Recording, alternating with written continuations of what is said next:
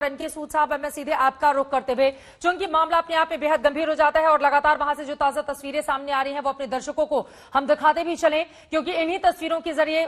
जितनी भी चीजें वहां से बरामद की जाएंगी यकीनन इसी के जरिए जांच आगे बढ़ेगी। लेकिन दूसरी तरफ पश्चिम एशिया और खाड़ी के देशों में जिस तरह के समीकरण बन रहे हैं उससे ईरान की ओर इशारा तो हो रहा है पूरे मामले में। इजराइल ने इसे आतंकी घटना भी करार दे दिया है, हालांकि हिंदुस्तान ने अभी इसको पुख्ता तौर पर कंफर्म नहीं किया है। लेकिन इसी के साथ ईरानी नागरिकों को लेकर जांच पड़ताल, राजधानी दिल्ली के जितने भी होटल्स हैं उनसे बाकायदा उनके बारे में डिटेल्स मांगी जा रही है, वो कितने दिनों से रुके हुए थे, क्या कोई संदिग्ध है, इस तरह से भी मामले की जांच पड़ताल की जा रही है। सर, तो क्या इसके जरिए मामले को सुलझाया जा सकता है, या फिर अगर लो इंटेंसिटी का ब्लास्ट हो सकता है यानी कि कम तीव्रता वाला, तो आपको लगता है कि क्या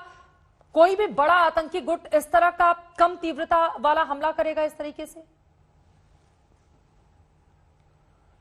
देखिए, बेसिकली छोटा धमाका हो चाहे बड़ा धमाका हो, धमाका हुआ है, चाहे क्राइम छोटी हो चाहे बड़ी हुई है। लेकिन एक दो कई बातें इसमें आती हैं कि ये जो कुछ भी हुआ है इसके अंदर एक पॉलिटिकल रेमिफिकेशन है। दिल्ली के अंदर जिस तरीके से माहौल खराब किया गया, चाहे 26 जनवरी का माहौल खराब किया गया हो, चाहे किसानों की तरफ से माहौल खराब किया गया हो, इसकी वजह से हो सकता है कि कुछ यहां पे पॉलिटिकल कनेक्शन हो। आपको एक बात याद दिला दूं कि जब यहां पे शाहीन बाग की डेमोन्स्ट्रेशन हो रही थी उस टाइम पे कांग्रेस के कुछ लीडर्स और पाकिस्तान गए थे उनसे मदद मांगने,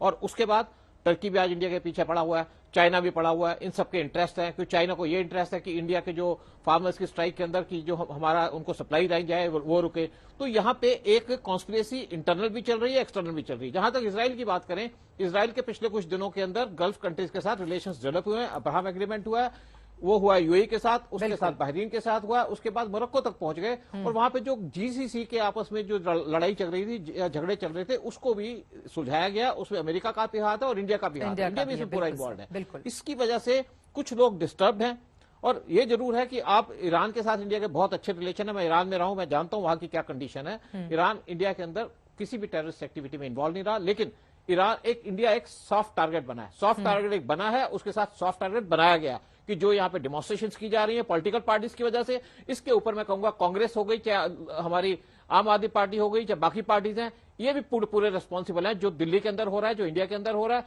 और इनकी एक पर्पस है, एक देखिए स्पेशली क्या है, 29 को हुआ है। 29 का मतलब यह है कि जब हमारा बीटिंग रिट्रीट चल रही थी, इसका एक पर्पस यह है कि इंडिया की छवि बाहर में खराब करना वर्ल्ड के अंदर। आज इंडिया की पोजीशन ये आ रही है कि हमारा 11.5% की हमारी जीडीपी होने वाली है, और वर्ल्ड में कंट्रीज इंडिया की तरफ देख रही है कि इंडिया के साथ सपोर्ट करना चाहती हैं, कॉपरेट करना चाहती हैं, चाहे हमारा क्वाड बना है, मिलिट्री एक्शंस हैं, चाहे हमारे इकोनॉमिक हैं। इसको डिस्टर्ब करने में लगे हैं कुछ पॉलिटिशियंस। मैं सिर्फ जिम्मेवार मानूंगा इसके अंदर कि पॉलिटिशियंस की पूरी जिम्मेवारी है यहाँ का माहौल खराब करने की, यहाँ की सिचुएशन खराब करने की। साथ में इनका एक इंटरेस्ट ये है कि पुलिस को, दिल्ली पुलिस को जिस तरीके से किया गया है, दिल्ली पुलिस कितनी ज्यादा बिजी है इतने साल से, हमारी इंटेलिजेंस बिजी है, चाहे फार्मर्स की एजिटेशन चल रही है, चाहे रिपब्लिक डे चल रहा है, चाहे उसके बाद की डेवलपमेंट है, उसकी वजह से यहाँ पे सिचुएशन डेवलप करके इंडिया को एक सॉफ्ट टारगेट मान करके यहाँ पे इनको एक सिचुएशन दी गई है, जिसकी वजह से यहाँ पे अटैक हुआ। नहीं, आपकी बात एक बार फिर से दो लाइन में मैं जानना चाहूंगी। आपने कहा कि पॉलिटिशियंस का रोल हो सकता है इसमें, इसके जरिए आप क्या कहना चाहते हैं? जी,